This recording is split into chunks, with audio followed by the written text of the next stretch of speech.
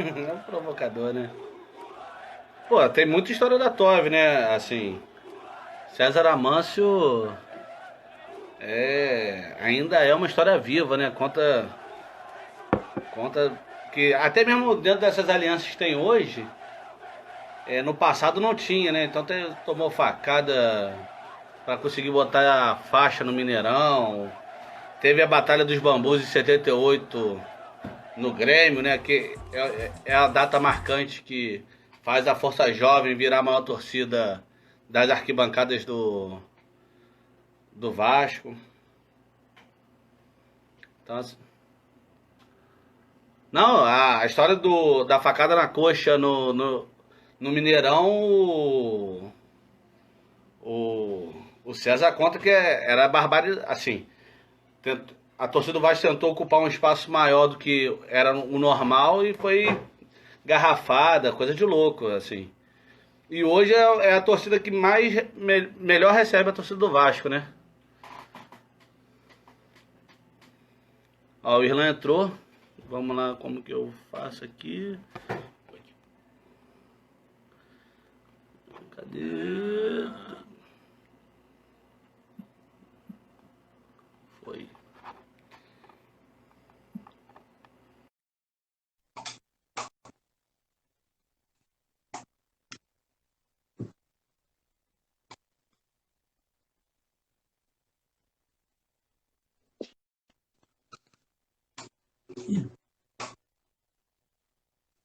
Vai de novo. Vamos lá.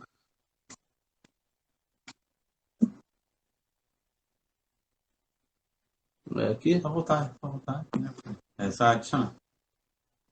Vamos lá. A Mariana também tá dentro. A família fortalecendo firme. E ó, o Irlan saiu. Calma aí, só deixa eu ver que acabou dando um probleminha na conexão. Não, não é nossa, não. Não, não foi na nossa, não. Que deu. Acho que.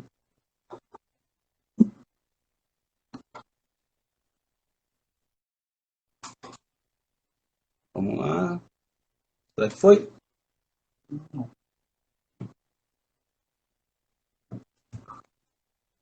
Cara, o Irlanda tem que seguir o campeonato. Se ele não seguir o campeonato, não. Tudo pra ele.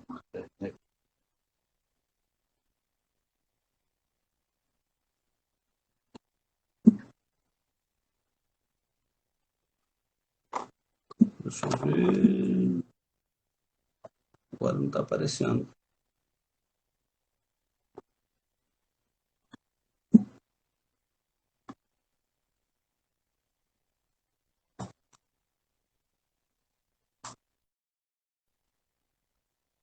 Ah, tá caindo direto.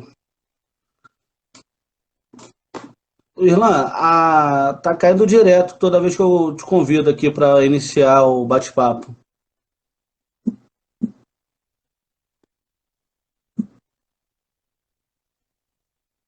Oi? Vamos ver aqui. Você.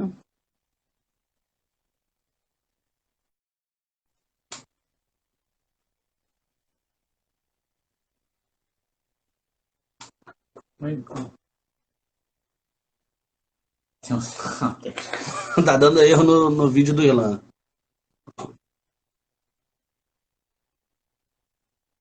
Peraí. Visualizar aqui. Vai visualizar, aí vai. Pega o Irlan, isso. E adicionar, né? Isso. Vamos lá.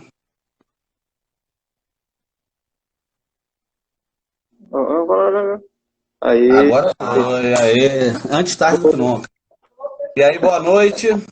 Estamos ao vivo aqui com o Irlan para mais um bate-papo do Campeonato Barbosa nesse período de quarentena. Hoje falando sobre cultura torcedora, né? Em primeiro lugar, apresentar o Irlan, além de pesquisador da UERJ, da nossa guerreira UERJ, de, de grandes lutas, e podcast Na Bancada, da Central 3, que é extremamente importante essa mídia independente. O Irlan também escreveu dois livros, né? O Cliente versus Rebeldes, que eu ainda não tenho, só vi ali através do Folha Seca quando voltar a pegar, e o Clube Empresa, que aí é abordagem de críticas globais às sociedades anônimas do futebol. Isso aí. Em primeiro lugar, boa noite, né? O Irlan e a todos estão assistindo a live. E vamos. Primeiro, se quiser se apresentar melhor, Irlan, a bola está contigo. E vamos tocar essa uma horinha de conversa aí sobre futebol e arquibancada, que é coisa que a gente gosta. Salve, pessoal, boa noite. Prazer estar aqui falando com vocês, trocando essa ideia. Infelizmente não tenho um suquinho desse para bebericar igual você, mas deixa para a próxima aí a oportunidade. Mas é isso, prazer aqui estar falando com vocês. Bacana a iniciativa aí, tem um campeonato que também, né, produz conteúdo aí, realiza debates. Eu fiquei pensando muito, né, pô, eu vou entrar numa discussão lá, debate com o pessoal de campeonato de várzea. Porra, a várzea é uma dos flancos aí de batalha que a gente tem, né, da luta pela cidade também. A gente não pode perder um pouco essa perspectiva aí, que eu acho muito importante. Lá em Salvador, pra você ter uma ideia de como o futebol é uma parada muito doida, né? Já começar me apresentando assim. Tava aqui em casa, eu moro no Rio, né? Vocês devem saber. Um cara me ligou, conhecido meu lá do Barradão, né? Na verdade é o cara que é a barraca que eu fico lá no Barradão antes do jogo do Vitória. Pra quem não sabe, sou torcedor do Vitória. Que é um pessoal que a gente já frequenta a barraca dele. Barraca não, né? A lona dele lá com o isopor dele. Ele bota um isopor imenso, fica a família inteira trabalhando. A mãe fica do lado com um churrasquinho e ele vendendo cerveja e coisa do tipo. E aí você cria uma amizade, né? O cara, ele é inclusive do bairro ali de Canabrava, onde fica o Barradão. É uma relação meio parecida com o São Januário, Barreira do Vasco, ali, coisa meio... Talvez a melhor comparação possível, né? O Barradão fica no bairro bem popular. E ele me ligou, falou, porra, irmão, jornalista aí, tá precisando de você quebra um galho pra gente ajuda a gente aqui, porque a gente tem nosso campinho aqui de Canabrava. Apareceram uns caras aqui com um trator querendo botar muro no campo para tomar o campo da gente. Ou seja, né, esse tipo de relação, pô, eu não sou morador do bairro, frequento o bairro por causa do futebol, por causa do estádio, crio uma amizade que gera esse tipo de relação de confiança do cara tá lutando pelo campinho do baba deles, como a gente fala em Salvador, né, e isso tudo misturado, né? A gente se conhece por causa do Vitória, e aí a gente consegui dar uma força para ele, acionamos a imprensa lá de Salvador. Felizmente, os caras desistiram lá de grilar o terreno onde fica o campo de futebol deles. É mais ou menos isso aí que eu acho que é o poder do futebol. E o Irlan, não sei se você vai lembrar, mas você já jogou pelo Radical Contra no campo de Paquetá. Já jogou Barbosão, já participou dessa peleja aí. Teoricamente joguei, né? Tava na súmula. Agora, eu joguei pelo Autônomos, pô. No Autônomos também. No Autônomos também.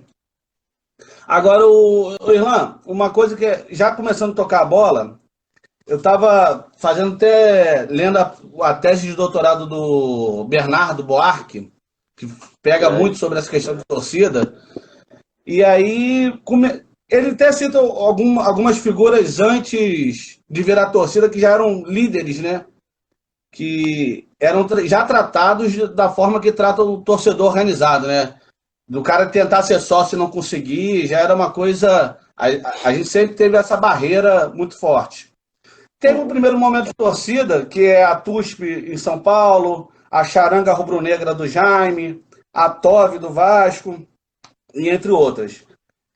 E aí chega até o Poder Jovem, né? Que é aí 68, tem um manifesto que sai no Jornal dos Esportes, que é na mesma semana da passeata dos 100 mil, prisão do Vladimir Palmeira, e começa a pipocar torcidas jovens com uma pegada que é diferente das barras argentinas, das torcidas italianas, que balançou, assim, revolucionou a forma de torcer, que é a Jovem Flá, Jovem do Santos, Gaviões da Fiel, aí em 70 vem a Força Flu, Força Jovem, e era impressionante, e aí eu quero tocar essa bola para você, como que no primeiro momento elas têm um poder de mobilização gigantesco e tem um apoio da mídia, assim, o apoio da mídia não, a mídia pauta, assim, as ações das torcidas organizadas era pautada na mídia, assim, em São Paulo, o Flavinho fala que no Notícias da Tarde tinha colunas semanais, e é por isso que ele acaba virando presidente da Leões da Fabulosas, mas que tinha pauta do Jornal dos Esportes saber o que o Juarez do Bangu vai promover na final de 66, qual vai ser a novidade do Tarzan do Botafogo nas arquibancadas, coisas completamente diferentes que a gente tem hoje, mas é impressionante como essa onda do poder jovem revolucionou o concreto das arquibancadas do Brasil, né? Esse livro de Bernardo aí é uma das bíblias, né, para quem gosta de estudar futebol. Esse, sem dúvida, e o de Gilmar Mascarenhas também. Para quem gosta de estudar futebol, não, gosta de estudar culturas torcedoras, né? Da torcida e coisa do tipo, estádio. Porque ele faz esse resgate histórico que eu acho que talvez seja a melhor explicação possível de como as torcidas se transformam ao longo dos anos. A gente entende muito a torcida como uma entidade que nasceu, cresceu e está morrendo hoje como se fosse a mesma coisa. E não é verdade, né? As coisas se transformam bastante e esse recorte que você fez é fundamental. As torcidas ditas jovens, elas surgem num contexto onde as principais organizações de torcedores já estavam mais consolidadas, né? Depois da charanga você ainda tem as chamadas uniformizadas, né? Que eram totalmente chapa branca, eram torcidas realmente financiadas e de fato relacionadas diretamente com as diretorias dos clubes, e as jovens surgem exatamente para romper. As jovens, no caso, assim, é um conceito que ele cria para poder identificar essas novas torcidas que rompem, né, com essas torcidas chapa branca, as antigas torcidas chapa branca, nesse contexto. E aí tem todo um contexto geracional também, né, do próprio termo de juventude, ter essa simbologia da rebeldia, final dos anos 60, início dos anos 70, em plena ditadura, você ter essas formas, né, de organizações em um país que você não podia ter organização porque era uma ditadura militar. Então era muito interessante entender como ela surge como formas mais críticas e rebeldes de torcer. Inclusive, aqui nesse livro aqui, ó, comentou o meu outro livro, né, o Conhece Essa Rebelde, eu até botei aqui para o pessoal dar uma olhada, está invertido aí na tela. Eu falo muito desse livro de Bernardo, porque como eu gosto de discutir militâncias torcedoras, como eu gosto de falar, esse é talvez das primeiras experiências de militância torcedora no Brasil. Essas torcidas estavam surgindo ali exatamente para confrontar, para questionar, né, para ir de encontro ao que os cartolas à época faziam. E você fala assim, se nossos clubes ainda hoje são entidades totalmente fechadas, né, oligárquicas, imagine como era em plena ditadura militar. A ideia de democracia dentro de um clube. E você ter uma torcida organizada como esse elemento, né, esse espaço, esse potencial espaço de representação de torcedor, então isso foi muito impactante à época. Mas é interessante também notar o seguinte, você tinha essas grandes torcidas chapa branca e você tinha a ideia de torcida organizada bem distinta do que a gente imagina hoje, que eram pequenos grupos de torcedores. Tem um registro que ele faz que é do Jornal dos Esportes, da parte lá das cartas que os torcedores mandavam. O Jornal dos Esportes dava muito espaço aos torcedores. E um dos registros que tinha era que os caras fizeram um cálculo de quantas torcidas organizadas cada clube tinha. E um dos leitores mandou lá dizendo que o Flamengo tinha 74 torcidas organizadas. 74 torcidas organizadas. Um grupo de bairro, né? Basicamente um grupo de bairro. Uma das histórias legais da raça rubro-negra, é que o cara, quando ele cria a ideia de fazer a torcida, era o momento que todo jogo do Flamengo surgiu uma torcida. Camisa 12, Fla Realengo, Fla Nova Iguaçu, Fla Rua 12. E aí toda a torcida surgia com 50 camisas, 2 bandeiras, aí no outro jogo só tinha 20 camisas, uma bandeira, e também se extinguia. Nem no final do campeonato já acabava a torcida. O que o fundador da raça faz, uma campanha meio tipo de movimento estudantil, que começou a sujar o termo, né, de fazer colagem em volta do Maracanã, está surgindo um movimento de torcida, está surgindo, e nunca surgia, assim, deixava aquele clima no ar. E aí, quando faz o primeiro jogo, faz só vendendo 20 camisas. Mas já tinha uns 500 moleques, tudo de 13, 15 anos. Aí no segundo jogo já tem 40 camisas. Então, assim, a sensação que dava é que a torcida estava crescendo. E, na verdade, ele só estava distribuindo as camisas dos membros que já estavam dentro. Então, assim, foi um movimento diferente, né? Que consolidou, porque eu estava até falando antes de você entrar, que a própria Força Jovem, que surge em 70, ela só se torna a principal arquibancada do Vasco em 78, quando tem uma viagem para o Olímpico, né? Que aí é uma porradaria generalizada, que até a tia do Zico, que era chefe de torcida, que era a camisa 12 feminina, toma uma garrafada no rosto, e aí fica internada. E ali naquele momento, pode fazer até uma comparação com Joinville, que a Força Jovem ela virou tipo a linha de frente em defesa da torcida, e coisa que a TOB já estava no momento decadente. Porque você usou esse termo do Chapa Branca, eram muitas torcidas de sócios também, né? Assim, e a TOB ela tem um racha, que é na eleição de 77, a Dulce, que era torcedora símbolo, né, desde 56, ela não, defende outro candidato do que a maioria da torcida defendia. E é engraçado, que é uma relação nada democrática ao mesmo tempo, né? Porque o termo era chefe de torcida, o cara tinha maioria política, mas ele tinha uma maioria que também histórica, né? E aí ela decide romper com a torcida, fundar a Renovascão, e aí o César Amâncio assume a torcida. Mas aí já perde membros, e aí é o momento que o Eli, que também era um ex-membro da TOB, assume a torcida. E no Botafogo, quem assume a TOB, que é a torcida organizada do Botafogo, depois vira folgada do Russão, é o Russão, que também é outro cara que, ao mesmo tempo que, dependendo do momento, ele é completamente antidiretoria, do pichar o muro, de invadir treino. Assim, essas coisas que o pessoal acha que é novo. Invadir campo, vendo, você tem, né? O Dadá Maravilha, quando vai pro Flamengo, ele é recebido com a camisa da Jovem Flá. Sim, essas coisas acham que é moderno, porra nenhuma, já é feita há muito tempo. Mas as torcidas elas tinham uma pressão, e aí rola muito a questão das viagens ser financiada pelos clubes, pelos diretores, que sim, balançava pouco. Assim, balançava muito a ordem da torcida. Mas indo nessa linha cronológica, em 79 começa a ter um peso gigantesco das torcidas, né? Que culmina em 82 a criação da Astorge. Que aí é um momento assim, que vai debater violência nas arquibancadas, debater principalmente preço de ingresso. Então, assim, começa a ter o primeiro movimento de greves de torcedores. Então, assim, 5 mil cruzeiros é muito, eu quero ingressos a 30 mil cruzeiros. E aí é um momento que eu acho, assim, flertou o ideal de ter uma união, como você mesmo fala na bancada, de classe social, né?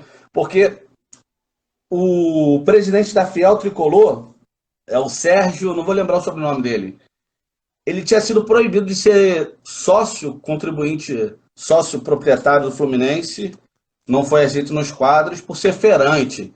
Então, assim, o torcedor é marginalizado há muito tempo, E aí a Astorge ela surge como uma ferramenta fundamental ali e que bateu na trave, porque começou, eu acho que às vezes muito incentivado pela polícia, por cartolas, da unificação das pautas torcedores, porque cada um tem seu time, né?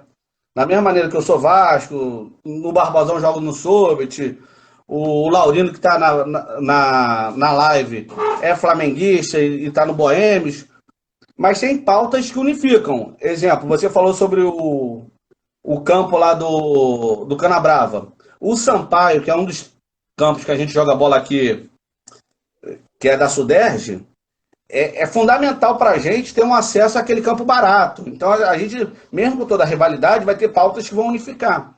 E a Astorge não conseguiu, naquele momento em 82, depois em 87, de ser essa ferramenta, né? Meio compreensível também, né? Você imaginar que seja difícil que torcidas que têm um histórico de rivalidade dentro de um contexto também não era tão fácil manter a comunicação como é hoje, que elas não tenham tido resultados positivos.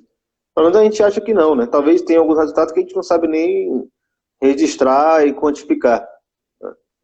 Não sei, dentro dos clubes talvez isso tenha surtido algum efeito, essas batalhas que eles tiveram por preço no ingresso. A gente não tem grandes registros sobre isso, né? Mas talvez algum dia a gente encontre uma reunião, uma ata de reunião de algum clube onde isso virou pauta e os clubes resolveram colocar para jogo. Isso virou, inclusive, assunto, e eu estou tentando fazer uma relação pelos fatos que a gente sabe. Mas se a gente conseguir sistematizar essas informações, talvez a gente chegue a uma coisa interessante.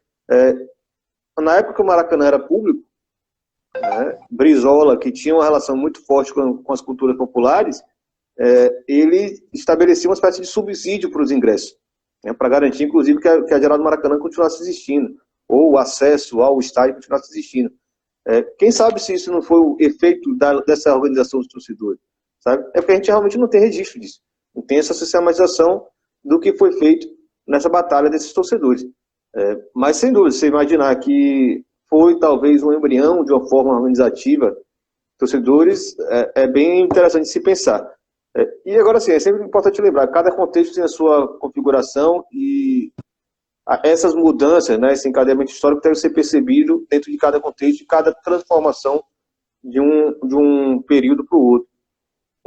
As torcidas sempre tinham sido esse lugar onde a identidade do clube se consolidava através de uma filiação, digamos assim, né? Como o clube era impossível você ser sócio de um clube aristocrático, como nossos clubes sempre foram, a torcida ela conseguia dinamizar isso filiando essas pessoas, associando essas pessoas às torcidas. É muito comum você ver pessoas que têm as carteirinhas das torcidas dos anos 60, 70, né? E por isso elas eram tão poderosas, porque elas conseguiam dinamizar. Até final dos 90, né? Que era o meu caso. No final dos anos 90 eu tinha carteirinha tanto da Força, depois da TOV, assim, era um motivo de... Que explica isso, né? É como as torcidas elas cumpriram o vácuo de representatividade oficial que os clubes não permitiam ter, que era de fato ser sócio, né? Além de ser muito caro, você tinha essas barreiras aí, que os próprios sócios impediam pessoas que não fossem de alta estirpe de participar dessas instituições. Por isso as torcidas foram tão grandes também, e com isso se financiavam.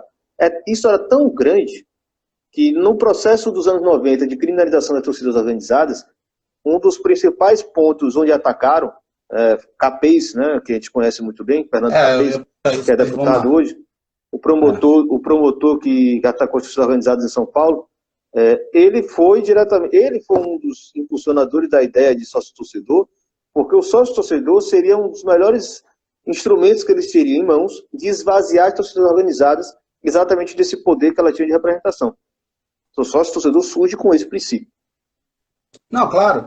Eu ia até falar sobre a questão do Ministério Público, que criou uma via de mão dupla, né? Nem assim, porque pelo que às vezes o debate que a gente escuta na bancada sobre o CNPJ das torcidas, porque aqui no Rio, pós-estatuto do torcedor, várias torcidas não conseguiam... É aquela situação de bairro, porque o que o Ministério Público fez foi botar todo mundo no mesmo balaio, né? Tanto o problema da violência social, mas que no fundo eles têm um ódio de classe com o que é popular. Então, assim, a Vila Vasqueire é zero problemas de violência, mas ela vai ter que ter CNPJ, cadastro com endereços, uma série de coisas que qualquer pessoa que é normal não vai dar de graça para a polícia, né? Eu vou dar o meu endereço, meu local de trabalho, meu CPF, Para a polícia, assim, porque é o que você debateu lá com o Neguerê na live Porque se um jovem negro é detido para averiguação e já tá lá, ele é filiado à Jovem Flá, fudeu, já virou, já ganhou um carimbo de marginal, de não sei o que, delinquente, aí vai vincular qualquer coisa. Então, assim, dentro do Ministério Público, essa questão do cadastro foi uma sentença de morte a várias torcidas, que eram torcidas barriais, né? Torcida de 50, 100 pessoas. E aí, não só do Vasco, né? Tinha. Assim, era uma coisa que eu, criança, até a Rebeca tá minha companheira tá na live, ela acha que até hoje eu sou assim. Eu tinha uma mania de saber, uma das coisas que eu tinha que saber qual era a torcida maior naquele Maracanã que movia as cordas, além de mover a corda, era a quantidade de bandeiras de cada torcida, né? Então, tal torcida levou 30 bandeiras, tal torcida levou 15. Porra, eu era noiado nisso. Eu viajava nessa onda loucamente. E muito disso dependia dessas torcidas, assim, de bairros, de municípios da Baixada Fluminense, que todos os times grandes do Rio aqui também tinham. Uma coisa parecida que o Corinthians também tem, né? O Corinthians tem um mundaréu de torcidas, né? E com essa questão do Ministério Público, se extingue várias. Só que em São Paulo, as grandes ainda conseguiram, por ter mais quadro, ter mais gente dando suporte, elas conseguiram se organizar até de forma melhor, porque no fundo, hoje as três maiores de São Paulo, hoje tem até verba pública. Então, assim, o que o Ministério Público tentou de fazer, de barrar a presença da torcida organizada durante anos, hoje elas se adaptaram, viraram escola de samba, porque é um movimento de resistência. Não dá para condenar isso porque eles adotaram isso como uma forma de sobrevivência. E hoje fazem o seu carnaval, disputa título, ganha, e além de gerar. Agora, hoje tem verba pública para torcida organizada, né? Que é bom pra caralho, mas foi fruto de uma criminalização. Fruto de um ataque. Em via de regra, política de segurança mal feita cria mais problema do que resultado. O caso do futebol, ele é misto em explicar isso, né? É muito difícil não ver uma política de criminalização de torcidas ou de controle, né, de material ou de pseudos busca de solução para o problema da violência que não tenha criado um problema muito maior, né? Lula apareceu aqui, o parceiro conversou com a gente lá, os imbatíveis, sabe muito bem do que eu estou falando. Cria-se uma forma de controlar as torcidas ou de tentar gerenciar, né, a chance de violência nos estádios com medidas que só vão aprofundar isso. Eu vou dar um exemplo aqui, que foi quando eu conheci Bernardo Buarque de Holanda pessoalmente, né? Eu tive o prazer de conhecer ele, ainda um estudante de jornalismo na graduação, morava em Aracaju, Sergipe, estudava na Federal de Sergipe. E aí eu soube que ia ter uma defesa de dissertação lá de Clécia Renato, que era sobre as torcidas organizadas lá de Aracaju, do Confiança. Até apareceu tem uma pergunta aqui para interagir um pouquinho com a galera. Qual é a maior torcida organizada do Aracaju? É meio uma provocação, mas vamos tocar essa bola. Parceiro Rock, apareceu aqui, tem pouco que eu não vejo ele. Torcedor do Confiança roxo aí. Aí tem uma época que eu trabalhei com jornalismo lá e cobria muito o jogo dos clubes locais. Pro azar dele foi quando o rival dele saiu de uma fila de 10 anos sem ganhar, né? O Sergipe versus Confiança lá. Eu não posso entrar porque minha família é sergipana, então a família de minha mãe é toda sergipana. Então é metade, não posso entrar nesse debate não. Mas voltando lá, quando em Sergipe começaram a aplicar a maioria das medidas que os MPs de Rio e São Paulo, principalmente, começaram a colocar como solução, o que aconteceu é que a principal torcida do Confiança, a Trovão Azul, ela simplesmente rachou no meio. E a parte mais complicada da torcida criou uma nova torcida organizada, exatamente porque a Trovão Azul estava admitindo que começaria a adotar, né, as exigências de registro de torcedor, né, de número de material, de horário de chegada, horário de saída, de reunião semanal com a PM, com o MP. A torcida jovem do Confiança, que aí sim é uma galera só de pista, ela surge exatamente como uma contraposição à ideia da Trovão virar uma torcida dentro da lei, dentro da regra. A dissertação dela, inclusive, isso, né? A questão do banimento, né? Contra o banimento. Então, se você não seguisse essas regras, você seria banido. Ele resolveu não seguir as regras e rompeu a torcida no meio. A parte mais complicada, criou uma torcida ainda pior do que tinha antigamente. Então, assim, políticas mal feitas vão sempre redundar em resultados ainda piores. O caso do CNPJ e CPF é mais ou menos isso. Você registrar torcedores que já são estigmatizados, vão ganhar ainda mais uma etiqueta de criminalização que é a da torcida organizada. Vou colocar aqui uma experiência que não precisa ser de registro. Se você assiste o jogo no lugar de torcida organizada, você necessariamente é taxado como torcedor organizado. Então, no dia que tiver uma confusão no meio daquele ambiente onde você está, você não vai ter tempo de dizer que você não é torcedor organizado. Você vai apanhar. Você vai apanhar. Se você estiver numa rua onde a torcida organizada está pulando, começa uma briga, a PM não vai te perguntar se você é de torcida ou não. Não vai pedir seu CPF. Ela vai te bater.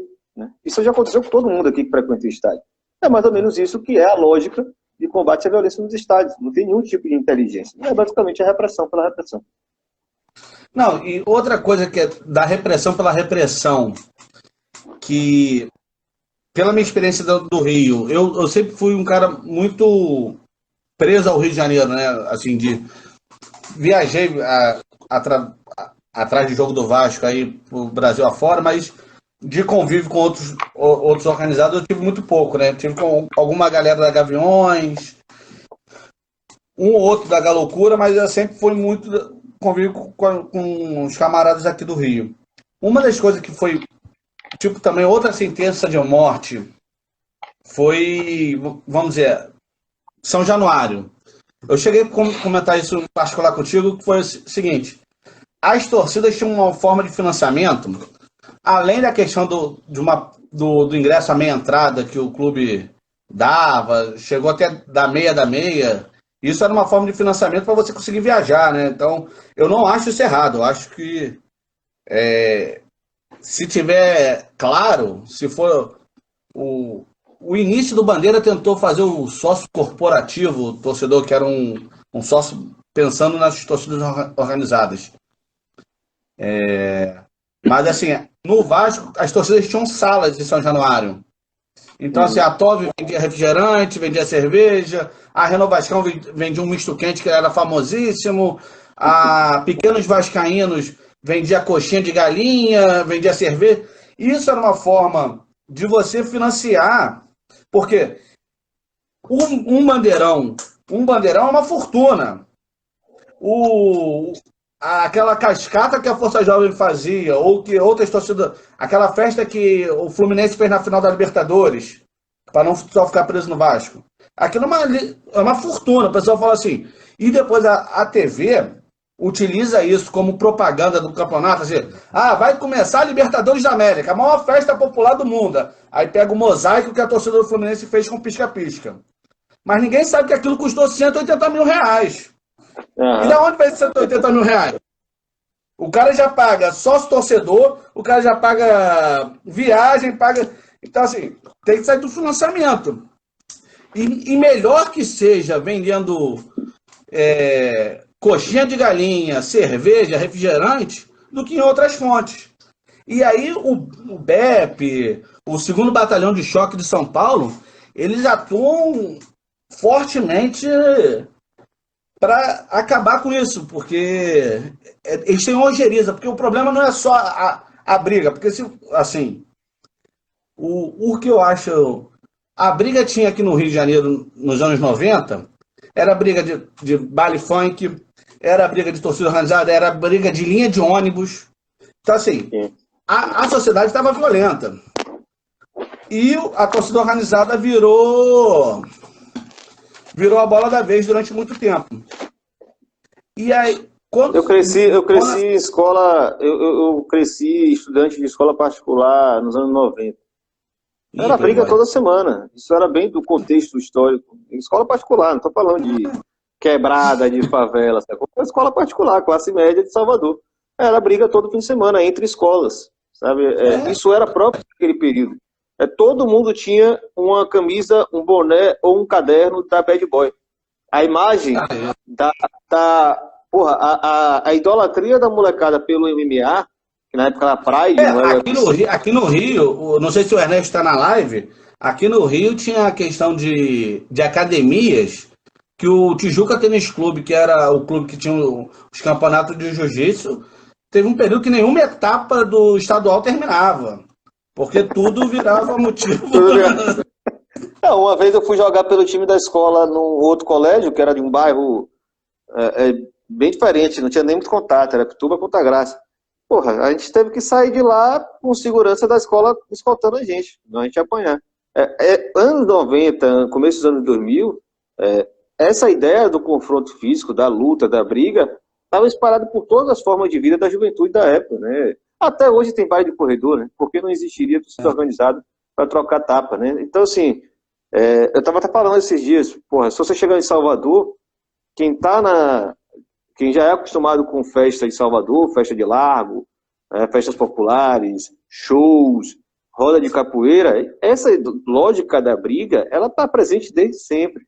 É muito comum. O Carnaval de Salvador é um grande ringue a céu aberto. Assim, então as torcidas vão assimilar isso. Não é que as torcidas criaram isso. As torcidas elas vão absorver tudo reproduzir. Elas vão reproduzir. Vão reproduzir as formas de música, as formas de viver, os costumes de cada bairro, o orgulho de cada bairro. É isso. Você levar a questão da violência da torcida, do futebol, só para as páginas policiais, você não se preocupar em entender as culturas urbanas que fazem as torcidas organizadas, você não vai para lugar nenhum. Vai ficar correndo atrás do seu próprio rabo. Carnaval, cada passeio tem um bairro. É isso. É isso. Não, em Salvador, eu nunca fui no Carnaval de Salvador, porque outra coisa que eu sou preso é o Carnaval do Rio, né? Eu tenho raiz meio firme aqui. Mas assim, é comum em Salvador, para quem é de lá, do tentar romper o cordão, da turma da pipoca, e vira depois vídeos no YouTube, que é quase, para uma galera jovem da periferia, é quase o divertimento dos caras, é o trocar tapa ali e tentar romper e causar o terror no Playboy, assim, de jogar... O jogo jogado da galera é aquele, né? A night, assim, o que eles acham... E isso reproduz um pouco de torcida organizada, assim. Mas uma coisa que eu acho que tinha, e eu acho que ainda tem um pouco, entre torcidas, e olha que assim, eu nunca fui, assim, fui de torcida de pista quando eu tinha 13, 14 anos. Então eu não tinha condições físicas de ser de pista, né? Mas depois que eu comecei a frequentar mais São Januário, eu fui de torcida povão, assim, que fazia festa que era Tove.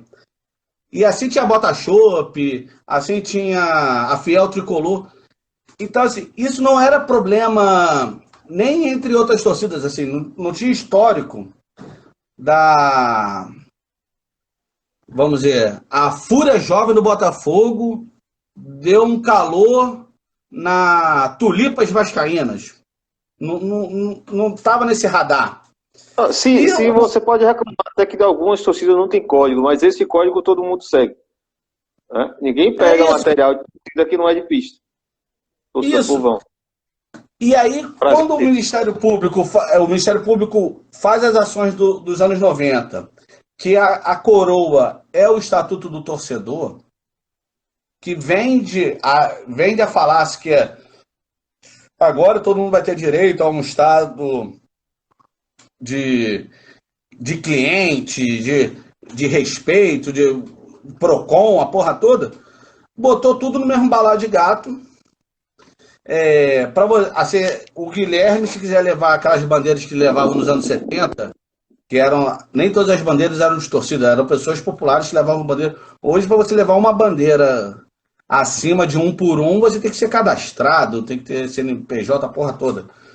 E aí, essa cultura de torcedores que tinham, assim, disputa de ver qual era a melhor bateria, quem é que levava mais papel picado, quem levava...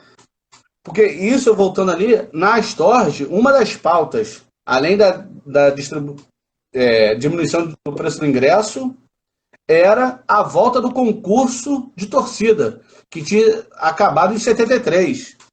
Porque era uma rivalidade. Tem um vídeo no YouTube que é da TV Gazeta. O Luiz Roberto é o apresentador, que tá a Mancha Verde ainda com o Cléo. Não sei se você já chegou a ver esse vídeo. Não. Que é um quiz. Gostaria de ver. Depois pesquisa. É um quiz na TV Gazeta lá sobre o histórico do time. Assim, quem foi o artilheiro do Palmeiras em 42 e quem foi o maior vencedor do confronto. E aí os representantes eram as torcidas organizadas. Aí nesse daí eu acho que é Independente contra a Mancha Verde. Porra, imagina, um programa de televisão, uns 15 meninos de um lado, uns 15 do outro, tentando provar quem conhecia mais do seu clube, quem promovia mais festa, quem tinha música nova. Porra, isso foi pauta nos anos 80, assim, Luiz Roberto é anos 80. E hoje, qualquer coisa que vem relacionado à torcida, e principalmente a essas torcidas, é a criminalização. Assim, pós-estatuto do torcedor, surgiu um outro fenômeno que aí eu queria ver com você, que é a influência das barras argentinas, que no Brasil começou com a geral do Grêmio, mas que se popularizou em quase todos os clubes da Série A. Aqui no Rio, a Urubuzada foi uma torcida que iniciou como barra, hoje é um perfil de torcida organizada normal e virou a Nação 12 no Flamengo, se eu não me engano. Mas virou uma onda dessa juventude, essa nova juventude... essa nova juventude adotou esse critério de torcidas argentinas como referência, né? Esse para mim, é o fenômeno dos anos 2000, né? Só puxar um pouquinho o que você falou antes, né, sobre a questão da logística das torcidas, né? Não existe festa de torcida sem um mínimo apoio ou suporte da diretoria do clube. Não tem como. Ninguém é rico para ficar comprando carro, alugando carro para deslocar bandeirão, para ter 10 malucos escoltando o bandeirão para casa de volta, se não estiver dentro do estádio ou na sede do clube. Não existe isso, entendeu? Assim, é uma coisa meio óbvia imaginar que uma torcida para fazer uma festa bonita, que você virar torcedor, inclusive fala isso, né? Você que está assistindo, você virou torcedor por causa de torcida organizada, não foi por causa do time. Eu digo torcedor de estádio, né? A gente é torcedor de estádio por causa da torcida, pô, não por causa do time. Torcedor do time a gente liga na TV e vê. A gente vai para estádio por causa da emoção que está no estádio. E boa parte dessa emoção que está lá é a torcida organizada, que criou, né? E para ela fazer aquela festa daquela proporção, é óbvio que a gente precisa que a diretoria do clube seja né, no mínimo, conivente com os processos que são necessários para isso. Desde financiar mesmo, ceder ingresso, de fato botar uma grana, etc. O Lula até voltou aqui e falou, né, que o atual presidente do Vitória, ele persegue a torcida organizada do Vitória, os imbatíveis, a principal, porque é crítica a ele, obviamente, ao ponto de inventar uma desculpa lá de que os bombeiros mandaram tirar o material da torcida dentro do clube, porque tinha risco de incêndio. Porra, como é que a torcida que tem o material dentro do estádio vai conseguir fazer esse deslocamento, esse trabalho de logística? Isso é o mínimo que o clube tinha que ceder. Não tem nada de errado nisso. Tá bancando marginal. Aí já é outro nível de discussão. Isso já é criminalização, de fato. E aí, assim, que entra? Porque isso tem a ver com o ponto que você puxou, né? Essas novas formas, essas novas torcidas. Primeiro que eu acho assim, por mais que algumas até consigam ter alguma longevidade, ter alguma capacidade de organização, ter alguma estrutura, legal, mas nunca serão uma torcida organizada. Certo? Nunca serão grandes como as torcidas organizadas grandes são ou foram até começar essa série de banimentos e proibições de criminalização bizarra que acontece aí nos últimos 10 anos, mais ou menos. A Força Jovem do Vasco está fora dos estádios há 7 anos. Né? É muito. Mas a Guerreiros Almirante, por mais que é uma geração de torcedor que não conheceu. É uma geração. Não conheceu a torcida. A Guerreiros, por mais que faça uma festa muito bonita, isso eu já vi dentro de São Januário, por mais que seja muito grande, está ali conseguindo de fato dar conta disso, nunca vai ser uma força jovem do Vasco. Saca? Nunca vai. Não vai ter 50 anos de história nas costas, superando tantas adversidades e chegando onde chegou. E aí que entra a principal parte. As principais torcidas, elas são grandes daquele jeito porque elas tiveram inserção em lugares onde nenhuma torcida dessas novas vai conseguir ter jamais. Várias quebradas, várias entradas, várias favelas, vários guetos, entendeu? Várias comunidades. Não vai conseguir. Pode se esforçar bastante, mas não vai. E maior parte desse problema, para mim, é exatamente a linguagem. A linguagem que, inclusive, está nas músicas. As músicas dessas torcidas, muitas vezes, não dialogam com as músicas que estão no cotidiano dessas pessoas. E aí a gente fez uma bancada uma vez, você deve ter visto, você está sempre presente lá com a gente, que era sobre música de torcida. E aí falou muito, porque tinha um jornalista que ele é argentino de nascença, apesar de ser brasileiro. Não, o Léo Lepre. Na verdade, ele morou na Argentina, ele é brasileiro. E ele conhece muito bem lá. Ele sabe explicar cada música que cada torcida argentina canta. E ele consegue explicar como cada uma daquelas músicas bebeu de algo que já estava presente no cotidiano dos torcedores argentinos. Seja ele de classe média, de classe alta ou classe baixa. Isso estava lá. Eles não inventam nenhuma música. As músicas dos caras são muito bonitas, mas são todas músicas que já existiam. Nós estamos trazendo música. Mas era uma coisa. Então, mas qual é a questão? Boa parte dessas barras que surgiram no Brasil nos últimos anos, elas traziam as músicas que as torcidas argentinas já cantavam. E muitas vezes chegavam no estádio no Brasil, parecia alienígena. Não sei aqui no Rio como foi, mas na Bahia foi alienígena, não, foi. No Recife foi alienígena. O andamento do surdo. Já incomoda. Do surdo. Porra! Incomoda.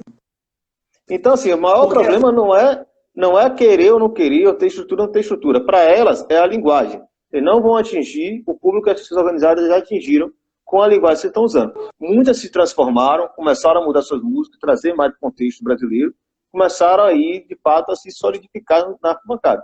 Mas, assim, quando ficar insistindo em músicas que não são do cotidiano do torcedor brasileiro, as pessoas não vão prestar atenção, não vão levar a sério. E é engraçado, assim, a pegada do andamento do surdo. Exemplo, uma bola na trave. Porra, bola na trave é para você botar lá os 150 BPM, balançar a bandeira, fazer os caralho que for. Aí vem, vamos, Botafogo, clube mais tradicional. Porra, não combina. Era para puxar pelo menos o hino, que tem um andamento mais firme. E aí é uma coisa que eu faço uma brincadeira, até com um amigo Dudu, que estou aqui direto do estúdio Amaril do Processo, do Rocha, que é o seguinte, teve uma mudança geracional, que aí é o que você falou sobre a fonte da onde beber essa água para comunicar, porque desde do Samba da Viradouro, eu acho que 2004, que esse jogo vai virar, não tem mais pegada de samba, que era a fonte que as torcidas bebiam para levar para os estádios.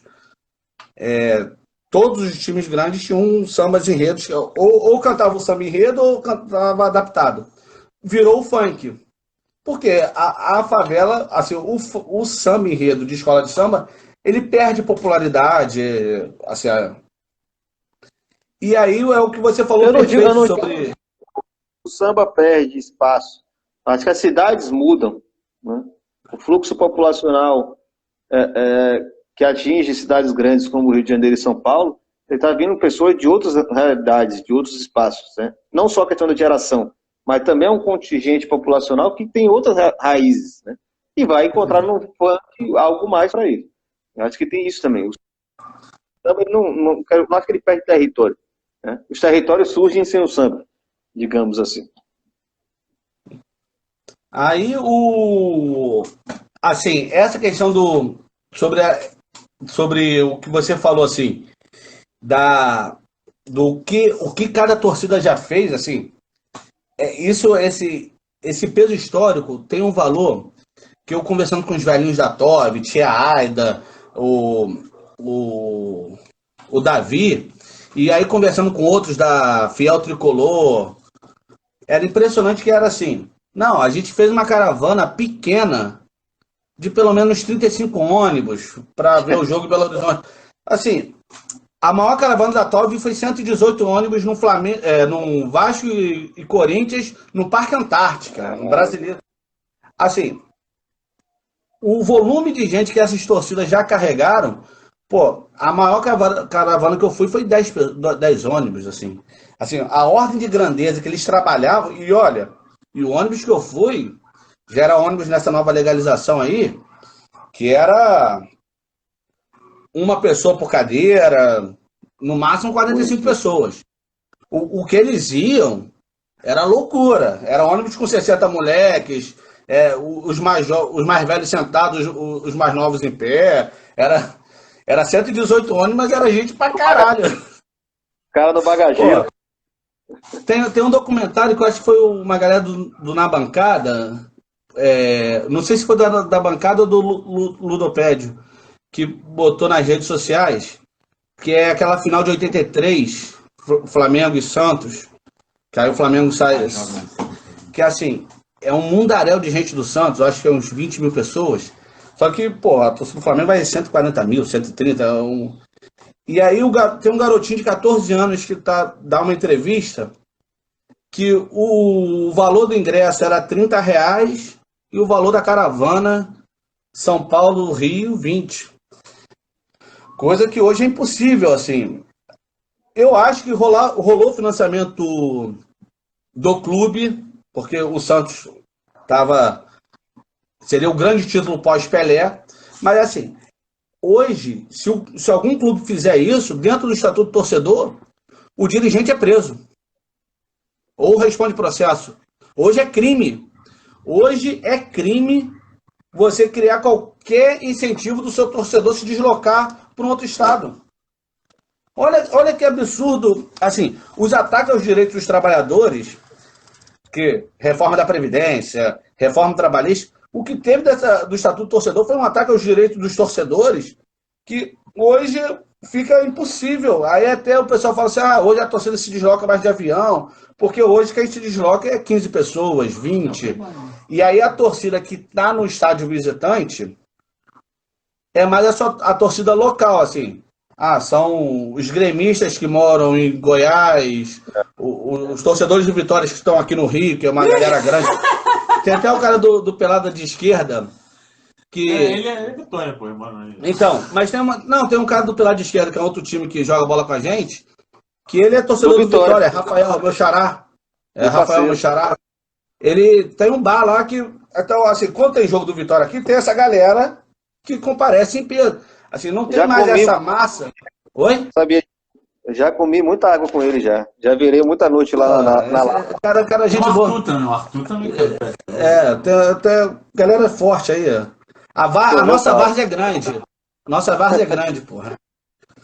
Então, assim, hoje é crime. Assim, a gente caminha, assim, o próprio... esqueci o nome do presidente da associação da torcida do Fluminense, que era da Fiel Tricolor. Ele chega a ser preso por uma parada que foi legalizada do clube ceder 60 ingressos para distribuir entre as torcidas organizadas, e eram mais de 8. Então, assim, a maior torcida organizada, que seria a Yang Flu, pegaria 25 ingressos. Ele é preso acusado de cambismo, né? Olha só, e aí tu vai ver o cara é negro, o cara ele já não é jovem porque ele é mais velho do que eu. Se eu tenho 36, ele é da idade da minha irmã, mais velho. Ele deve ter uns 45, 48 anos. Mas já falta 10 minutos só, né? Pô, então, conversa boa voa. Mas assim, é uma criminalização violenta, assim, porque foi uma parada que o próprio clube fez, nada por debaixo do pano, e a polícia, o BEP, pegou isso como... Pegou ele e os outros 3, né? O presidente da Força Flu, o vice-presidente da Yang, todo mundo foi preso. E aí fica difícil. E aí tem uma pergunta que alguém deu aí, logo que é qual o futuro das torcidas organizadas? Se vai ter alguma saída, ou se a saída é acabar com o Estatuto do Torcedor, reformar o Estatuto do Torcedor. Porque teve, assim, a Festa Nacional dos Torcedores, que você fez parte, tem o outro menino do Radical, do Radical Contra, que também Não, Cerro FNT não, Fileiras fez parte aí, da ANT, da Associação Nacional de Torcedores. a Associação Nacional. Mas Mas assim, claro aqui. teve esse movimento, teve um movimento de tentar fazer uma federação nacional de torcidas organizadas, principalmente para tentar dar um suporte jurídico unificado, pelo menos ter essa. Mas o caminho, o futuro, o que você enxerga como o futuro para essas torcidas aí? Eu participei de uma live na Força TV com o Neguerê, e a gente entrou nessa discussão aí, né? Bateu uma bola sobre isso. Novamente, a Força Jovem dos anos 2000 não era a Força Jovem dos anos 70. Né? Não era a mesma coisa, não era o mesmo contexto, não era a mesma conjuntura, não era a mesma configuração social. As torcidas elas vão se transformando ao longo do tempo. A grande questão é que depois dos anos 90, as torcidas, primeiro, não souberam entender como elas deveriam se defender. Segundo, elas não reconheceram que durante muitos anos elas estimularam esse tipo de prática, né, que era nociva a elas. Faltou liderança inteligente o suficiente para poder articular as torcidas a nível institucional, para proteger o que havia de bom nas torcidas e fazer esse bom debate, inclusive.